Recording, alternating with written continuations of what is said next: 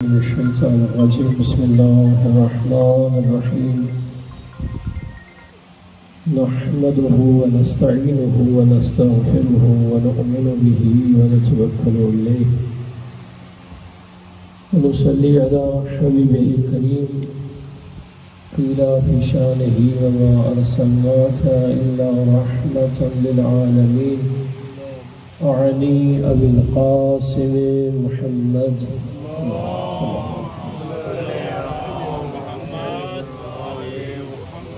الصلاة والسلام على آله طيبين الطاهرين وعلى أصحابه المنتجبين المنتخبين أما بعد قال الله تبارك وتعالى في أحسن المقال بسم الله الرحمن الرحيم وجعلناهم أئمة يهدون بأمرنا صلوات ملك بلند آواز پڑھیے اللهم صل على محمد وعلى محمد۔ اس دعا کے ساتھ کہ کائنات کا خالق و مالک اللہ جہاں جہاں بھی عزاداری مظلوم کربلا ہو رہی ہے یا ہونے جا رہی ہے، خدا بند قدوس تمام عزاداروں کی حفاظت فرمائے، اور خدا بند قدوس منقبت خان ہے، لوہا خان ہے، عزادار ہے، ماتمی ہے، مقرر ہے، خطیب ہے، ذاکر ہے، بانی ہے، واعظ ہے، اللہ سب کی حفاظت فرمائے، اور خداوند قدوس ہمیں صحیح معنوں میں مظلوم کربلا کا عزادار بننے کی توفیق نصیب فرمائے۔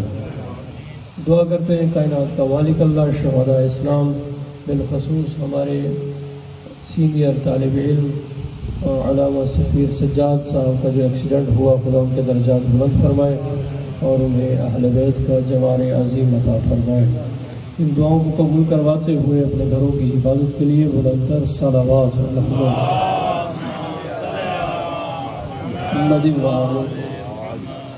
میرے برادران، اس کائنات سے ممکنات میں اللہ نے بڑی بڑی نعمتیں ہمیں عطا فرمائی، ان نعمتوں میں سے عظیم نعمت عزاداری امام حسین علیہ السلام ہے۔ بہت بڑی سعادت ہے، بہت بڑی نعمت ہے، اس کی قدر کرنی چاہیے۔ یہ عزاداری مظلوم کربلا کی عزاداری احیاء اسلام کا بہترین ذریعہ ہے۔ درد دین، عظمت دین، احیاء حدود الہیہ کا بہترین ذریعہ عزاداری مظلوم کربلا ہے، اور یہ وہ مشن ہے، اگر ہم اس کے صحیح پیروکار بن جائیں پھر حسین سوائے خدا کے سر کو کسی سامنے جھکنے نہیں دیتا ہے۔ اگر آپ صحیح حسینی بن جاتے ہیں پھر سرفراز ہو جاتے ہیں، سر بلند ہو جاتے ہیں، پھر دنیا کا کوئی بھی طاغوت، کوئی بھی یزید آپ کے سر کو جھکا نہیں سکتا ہے۔ حسین سر جھکانے کا درس نہیں دیتا، سر کٹانے کا درس دیتا ہے۔ عزاداری امام حسین احیاء دین کا بہت بڑا ذریعہ اور نعمت عظمیٰ ہمارے پاس اس وقت موجود ہے، اگر اس کو صحیح معنوں میں سمجھا جائے۔ اس لیے کہ یہ درسگاہ حسین نہ دعوت نامے کی محتاج ہے، نہ کسی معاملے کی محتاج ہے۔ آپ صف بچھائیں، پڑھنے والے کو بلائیں، چھوٹا سا اعلان کر دیں یا لگا دیں، پھر جوگ در جوگ لوگوں کو آتا ہوا دیکھیں۔ دنیا کی تمام تر یونیورسٹیوں میں عمر کی قید ہے، اس سال کا آئے اور اس سال کا نہ آئے، یہ آئے اور یہ نہ آئے، اس مسلک کا آئے اور اس مسلک کا نہ آئے۔ واحد یونیورسٹی ہدایت حسین ہے، جس میں جو آئے اس کے لیے ہدایت کا پیغام موجود ہے۔ اگر جوان آئے تو اکبر کی جوانی کا درس موجود، اور اگر بوڑھا آئے تو حبیب نے مظاہر کی وفا کا درس موجود، اگر کوئی رشتہ برادری کے لیے آئے تو عباس کی وفا کا درس موجود، اگر کوئی غلام بن کر آئے تو جون کا درس موجود۔ اللہ نے اس عظیم درسگاہ کو کامل کر کے ہمیں تشیع کو بطور نعمت عطا فرمایا ہے۔ ہماری ذمہ داری بنتی ہے ان 10 دنوں کو بطور رسم نہ لیں، بطور رمز لیں، بطور ہدایت لیں، بطور درسگاہ لیں۔ اس لیے تو ہم شعار بلند کرتے ہیں، ہے ہماری درسگاہ کربلا، سب مل کے جواب دیں، ہے ہماری درسگاہ، ہے ہماری درسگاہ، حق کا سیدھا راستہ۔ مل کے بلند آواز سے صلوات پڑھیے اللہم محمد۔ اور میں گزارش بھی کرتا چلوں آپ حضرات سے جن احباب نے انتظام کیا، انصرام کیا، کوشش کی، کاوش کی، تگ و دول میں لگے رہے، صحیح کرتی رہے، پسینہ انہیں آیا ہوگا، تکلیف اور زحمت بھی انہوں نے اٹھائی ہوگی، لیکن یہ احسان نہیں ہے حسین پر۔ ایک بہت بڑا احسان جو حسین علیہ السلام نے ہم پر کیا ہے، یہ اس کا چھوٹا سا بدلہ ہے۔ ہم حق ادا نہیں کر سکتے ہیں اس حسینی احسان کا جو آج ہم پر اللہ نے بذریعہ امام حسین کیا ہے۔ سجدے نہ ہوتے اگر حسین کا سجدہ نہ ہوتا، اذانیں نہ ہوتی اگر حسین کے اکبر کی اذان نہ ہوتی، چادریں اور پردے نہ ہوتے اگر حسین کی بہن کی چادر نہ ہوتی، وفا نظر نہ آتی اگر عباس جیسا وفادار نہ ہوتا، کربلا نہ ہوتی تو نہ جانے کیا ہوتا۔ آدم انسان ظاہراً تو نظر آتے لیکن درندوں کا دور ہوتا۔ حسین نے درندگیت کو مٹا کر انسانیت کو زندگی عطا فرمائی ہے۔ حسین کہتے اسے ہیں جو حیوانیت سے انسانیت کے منازل کو طے کرا کے اسفل و سافلین سے نکال کر اولاد آدم کو اعلی علیین کا تاج پہنا دے۔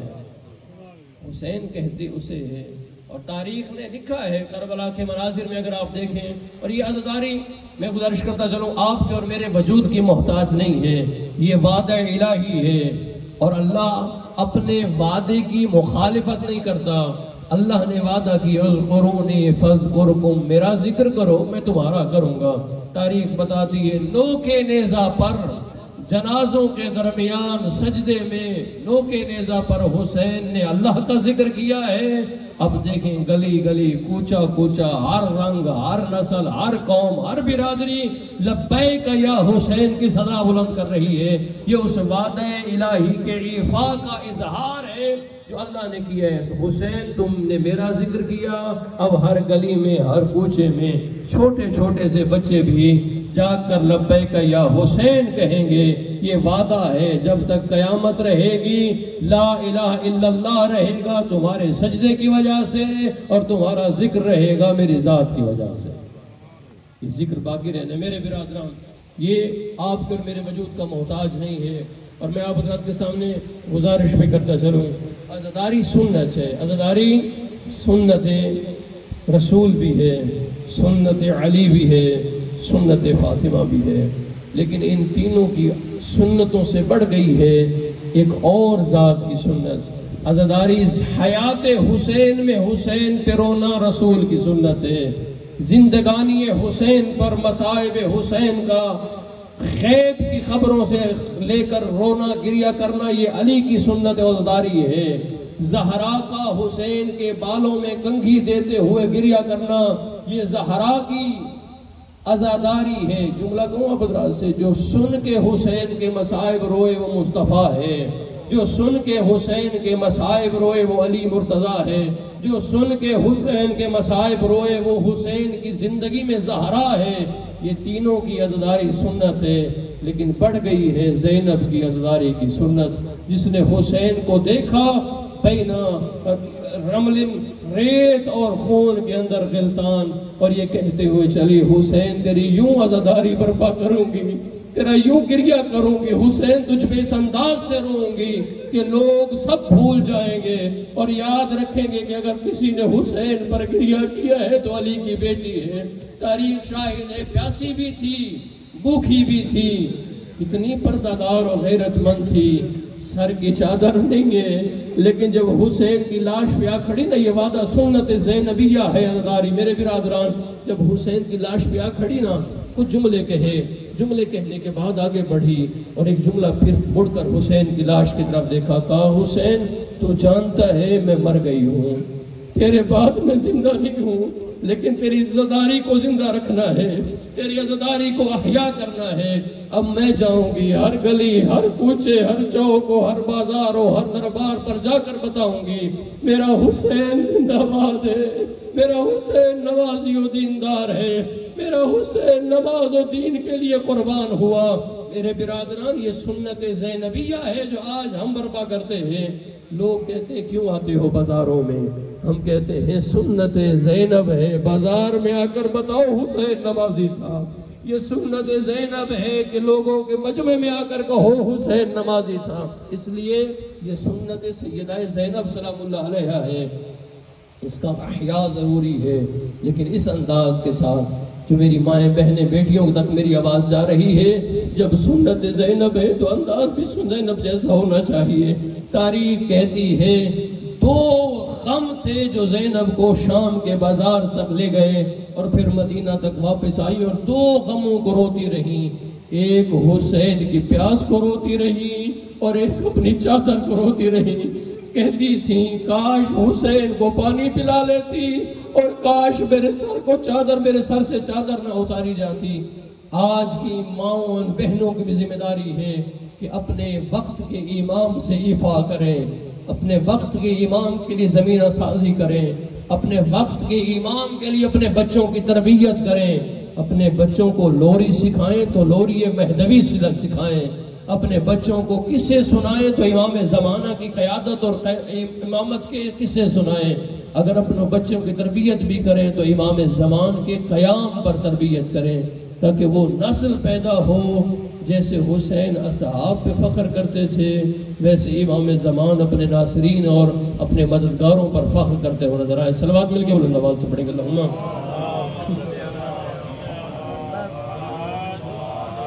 احیاء عزاداری۔ اور یہ عزاداری رہنی ہے، بڑی تگ و دو کی گئی ماضی میں کہ عزاداری کو مٹا دیا جائے، عزاداری پر حملے بھی کیے گئے، روکنے کی کوشش بھی کی گئی، نہیں رک سکتی ہے، کسی کی جرت نہیں ہے، یہ اعجاز ہے، عزاداری اعجاز ہے، اس نے باقی رہنا نہیں مٹ سکتی، اور یہ نسلوں میں سفر کرتی ہے، یہ خون میں سفر کرتی ہے، یہ شجروں میں سفر کرتی ہے، ایک بھی رہ جائے تو حسین کی عزاداری باقی رہتی ہے، ایک بھی بچ جائے تو حسین کا ماتم کرتا ہے، اور یہ رہنی ہے، کوئی اسے مٹا نہیں سکتا ہے۔ میرے برادران، ہماری ذمہ داری بنتی ہے کہ اس عزاداری سے درس لیں۔ اس ماہ محرم الحرام میں، اور یہاں ایک جملہ کہتا چلوں، ہمارے ہاں ہوتا ہے کہ ہم اس عزاداری کے بانی ہیں، ہمیں بانیت عارضی دی گئی ہے، وگرنہ اس عزاداری کا بانی خود خدا ہے، اور پھر وہ امام ہے جو پردہ غیبت میں خون کے آنسو روتا ہے، جو گریہ کرتے ہوئے کہتا ہے میرا سلام ہو ان جسموں پر جن پر گھوڑے دوڑ گئے اور ان کے سینے کی ہڈیاں کمر کی ہڈیوں سے مل گئی۔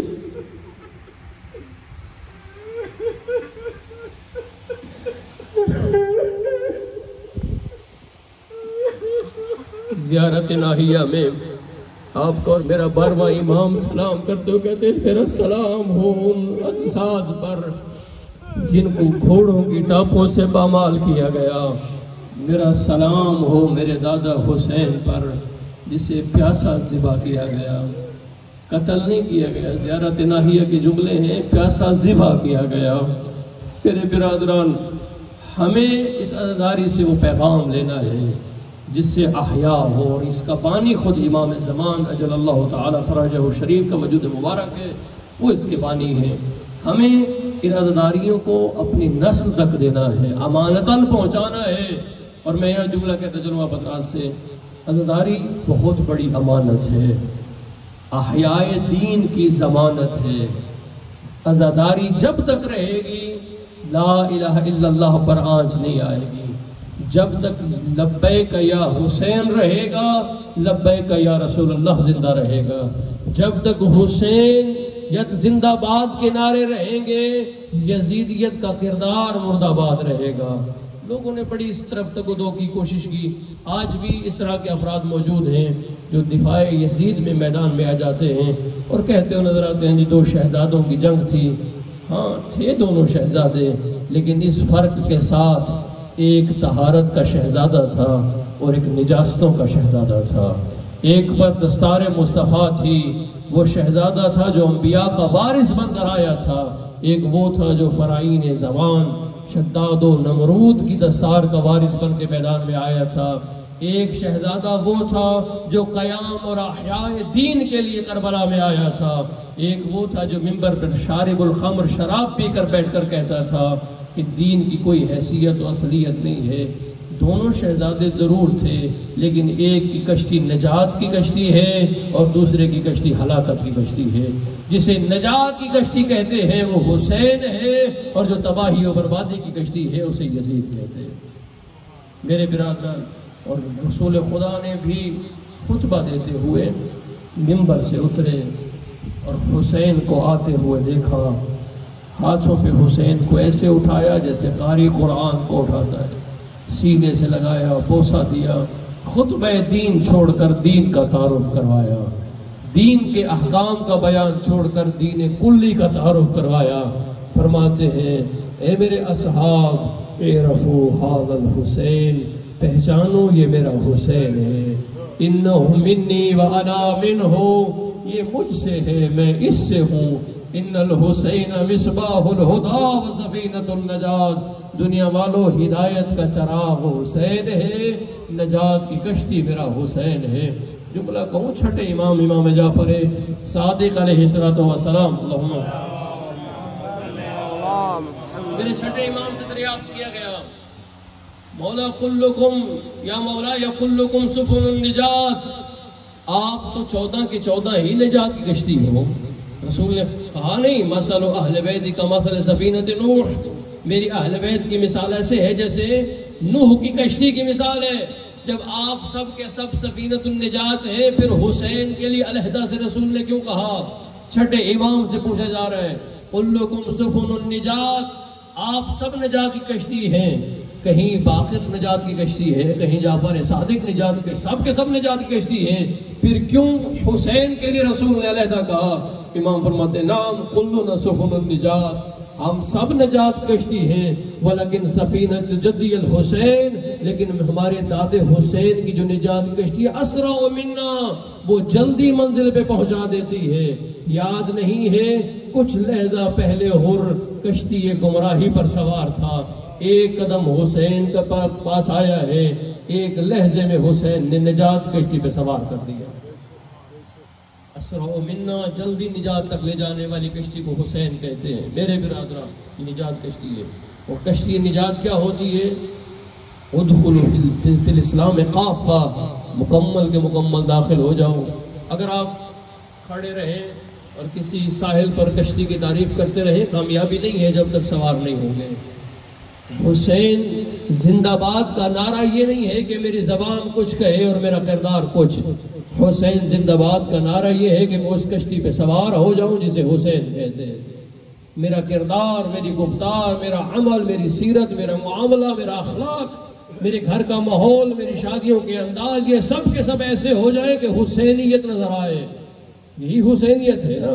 اور یہاں میں گزارش کرتا چلوں، دور جانے کی ضرورت نہیں ہے، بڑی کتابوں کو کھنگالنے کی ضرورت بھی نہیں ہے، حسینیت و یزیدیت تو بہت واضح ہیں۔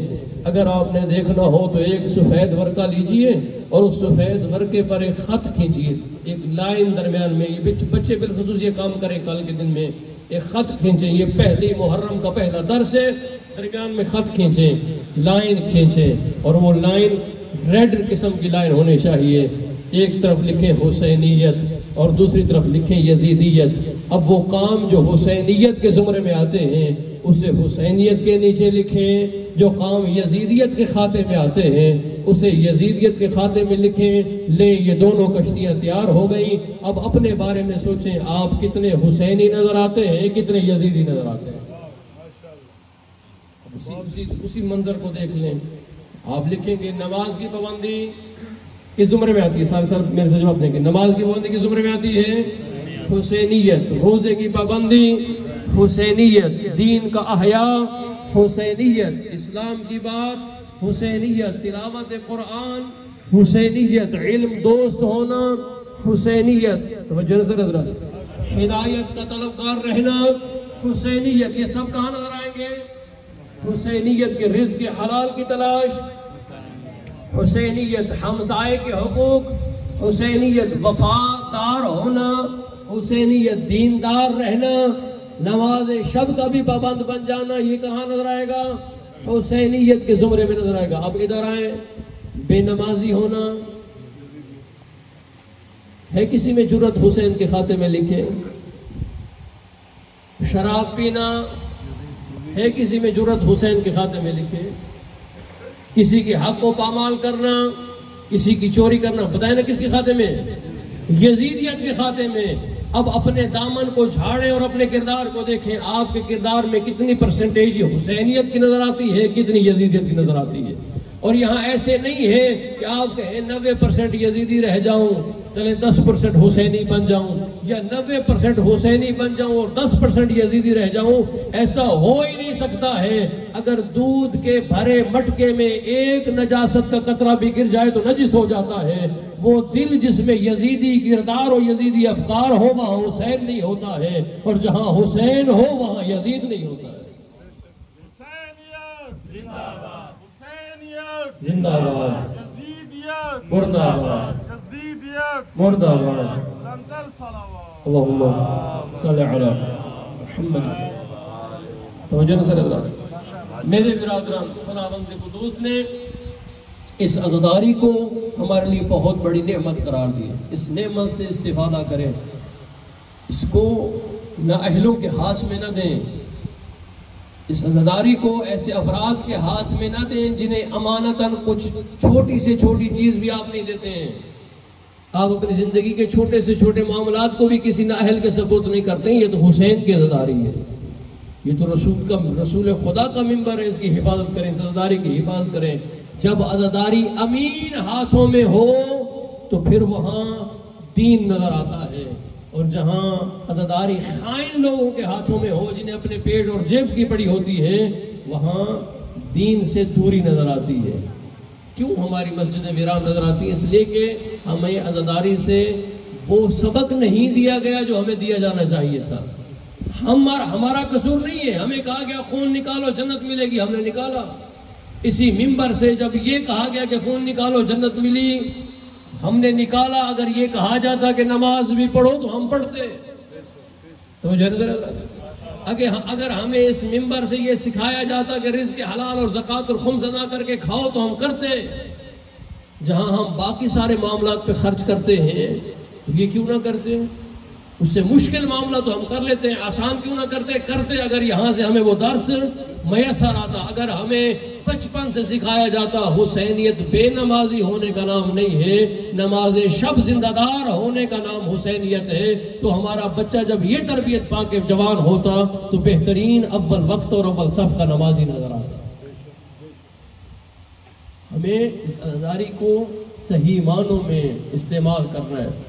اور یہاں ایک جملہ کہتا چلو، اس میں کوئی دو رائے نہیں ہے، آپ کے پاس بہت بڑا پلیٹ فارم ہے عزاداری امام حسین، اگر آپ صحیح استعمال کریں تو پوری کائنات میں حاکمیت کر سکتے ہیں، پوری دنیا کو تسخیر کر سکتے ہیں۔ اس لیے کہ یہ عزاداری وسعت رکھتی ہے، وسیع تر مفہوم کا نام عزاداری ہے۔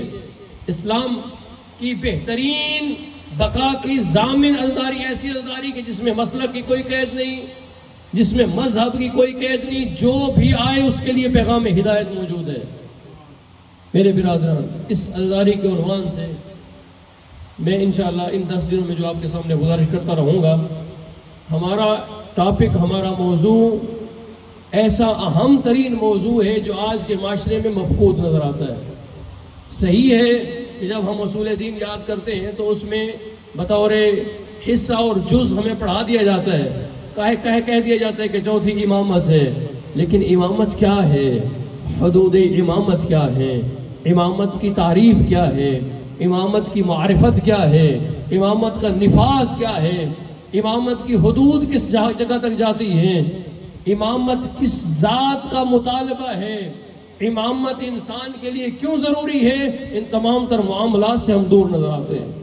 انشاءاللہ ان ایام میں ہم اس پر گفتگو کریں گے اور اسی پر چلتے رہیں گے۔ میرے برادران، انسان اولاد آدم جو خلق ہوئی ہے نا، بہترین نعمات کے ساتھ خلق ہوئی ہے۔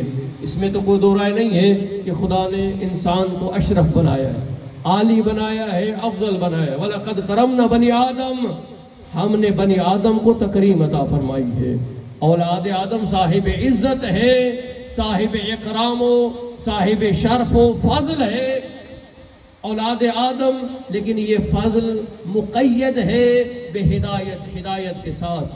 اگر انسان ہدایت یافتہ ہو تو یہ ملائکہ سے بھی عالی ہے، اور اگر ہدایت نظر نہ آئے قل انعام بل ہم اضل، اللہ فرماتے ہیں ابھی انسان نہیں رہا، اگرچہ آنکھیں رکھتا ہے، زبان رکھتا ہے، کان رکھتا ہے، پھر اس کے دلوں پر تالے بھی ہم نے لگا دیے، نختم علی افواہہم، زبانوں بھی ان کو بند کر دیں گے۔ مشکل مراحل میں انسان جا کر گر جاتا ہے، انسانیت چھن جاتی ہے۔ اسی بات کو بیان کرتے ہوئے امام جعفر صادق علیہ السلام ارشاد فرماتے نظر آتے ہیں، اللہ نے جب ملائکہ کو خلق فرمایا انہیں عقل دی ہے، شہوت نہیں دی۔ جب بہائم و چوپائیوں کو خلق فرمایا انہیں شہوت دی ہے، عقل نہیں دی۔ لیکن جب انسان کے خلق کرنے کا مرحلہ آیا، اولاد آدم کو اللہ نے شہوت بھی دی ہے اور عقل بھی دی ہے۔ اب اگر اس کی عقل اس کی شہوت پہ غالب آ جائے تو ملائکہ کا سردار نظر آتا ہے، اور اگر شہوت عقل پہ غالب نظر آئے تو جانوروں سے بدتر نظر آتا ہے۔ یعنی کمال انسانیت چھپا ہوا ہے کس چیز میں؟ ہدایت میں، عقل کی پیروی میں۔ اسی لیے ہم جب نماز کے لیے کھڑے ہوتے ہیں 5 مرتبہ، 5 واجب لا صلاۃ الا بالفاتحہ، یہ تو حکم ہے نا، نماز نہیں ہوتی مگر سورہ فاتحہ کے ساتھ۔ سورہ فاتحہ کے بغیر واجب نماز ادا نہیں ہوتی ہے۔ جو پڑھتے ہیں ان کے لیے بات ہے، جو نہیں پڑھتے خدا انہیں بھی پڑھنے کی توفیق نصیب فرمائے۔ اور مجھے یہ یقین ہے کہ میری محفل میں جتنے صاحبان بیٹھے سب کے سب نمازی ہیں۔ میرے برادران، لا صلاۃ الا بالفاتحہ، نماز نہیں ہوتی مگر فاتحہ کے ساتھ۔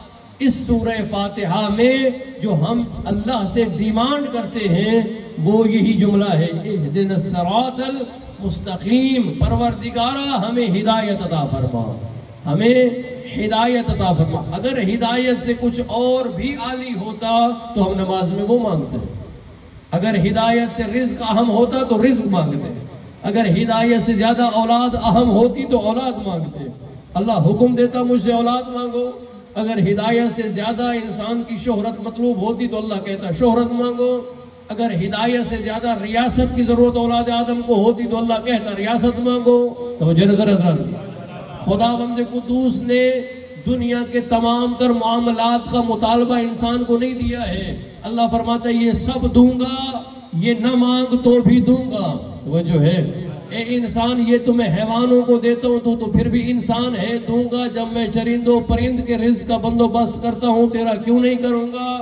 تجھے رزق دوں گا یہ اس لیے کہ میں رزاق ہوں۔ وما من دابۃ فی الارض الا علی اللہ رزقها، اللہ فرماتے ہیں زمین پہ چلنے والا کوئی چوپایا ایسا نہیں ہے مگر اس کا رزق اللہ پر ہے۔ اللہ کہتے ہیں رزق تو میں دوں گا لیکن تم مجھ سے رزق نہ مانگ۔ کیا مانگ؟ وہ چیز مانگ جو تیری اصل ضرورت ہے۔ اچھا، یہاں جملہ بھی کہتا چلوں حضرات کے سامنے، ہم سب اہل بیت کو مانتے ہیں، ہمارے لیے شرف ہے، ہمارے لیے اللہ کی عنایت اور نعمت ہے کہ اللہ نے ہمارے سینوں کو اہل بیت کی محبت کے لیے خالص کیا ہوا ہے، اور یہ اللہ کی عطا بھی ہے، اللہ کی عطا بھی ہے۔ ہر دل بھی اہل بیت کی محبت کے لیے نہیں ہوتا۔ ہاں، وہ دل ہوتا ہے جسے اللہ چنتا ہے کہ اس میں وہ رہیں جو اس کے خاص ہیں۔ ہر دل میں علی نہیں رہتا ہے۔ یہی کلمات خسار میں نہج البلاغہ میں امیر المومنین سے پوچھا گیا، مولا آپ کی محبت کی جگہ کون سی ہے؟ فرمایا مومن کا دل ہے، مومن کے دل میں میں علی رہتا ہوں۔ کس انداز سے رہتا ہوں؟ علی فرماتے ہیں وَلَوْ ضَرَبْتُ، اگر میں ماروں عَلَى خِشُومِ الْمُؤْمِنِ بِسَيْفِي، اپنی اس تلوار کے ذریعے سے مومن کے ناک پہ بھی وار کروں اور اسے کہوں کہ مجھ سے بغض رکھے، وہ کبھی بغض نہیں رکھے گا، اور اپنے دشمن کو قارون کا خزانہ بھی دے دوں اور اسے کہوں کہ مجھ سے محبت کرے، وہ محبت نہیں کرے گا۔ یہ تقسیم ہے خداوند قدوس کی۔ پھر علی ابن ابی طالب فرماتے ہیں اس لیے کہ رسول نے کہہ دیا تھا لا يحبك الا المؤمن ولا يبغضك الا منافق، اے علی تجھ سے محبت وہی کرے گا جو مومن ہوگا، تجھ سے وہ بغض رکھے گا جو منافق ہوگا۔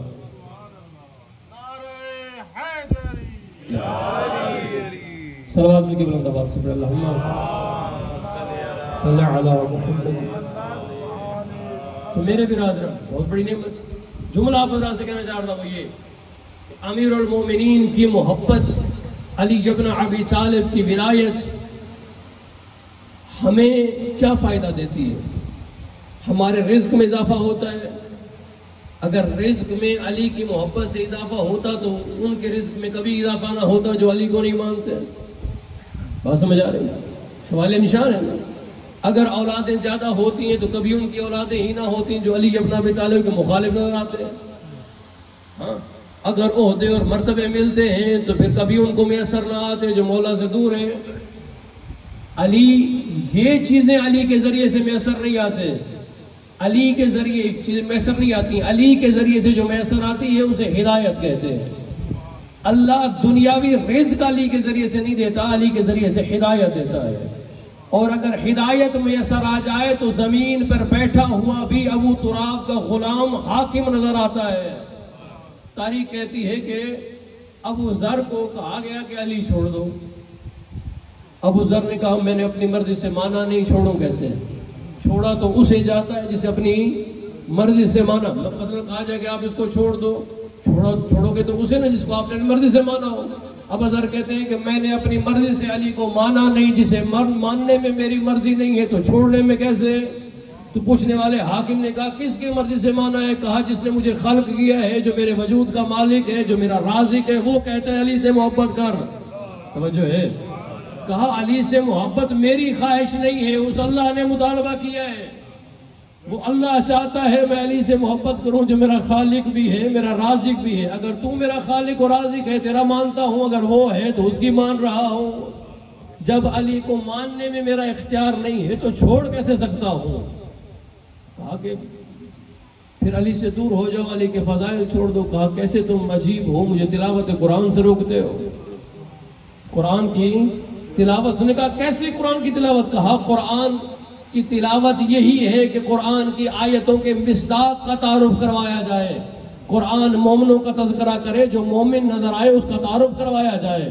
قرآن متقین کا تذکرہ کرے, جو امام المتقین نظر آئے اس کا تعارف کروایا جائے. قرآن مجاہدین کا تذکرہ کرے, جو صاحب ذوالفقار نظر آئے اس کا تعارف کروایا جائے. قرآن نبی کے اقارب اور رشتہ داروں کا تعارف کروائے, اور جو رسول کا بھائی نظر آئے اس کا تعارف کروایا. توجہ حضرات کی. قرآن نبی کے وفاداروں کا تذکرہ کرے, جو نبی کا وفادار نظر آئے اس کا تعارف کروایا جائے. کہا تم مجھے تلاوت قرآن سے روکتے ہو. جناب ابو ذر کہتے ہیں قرآن کی صحیح چلتی پھرتی عملی تفسیر کا نام ہے علی ابن ابی طالب.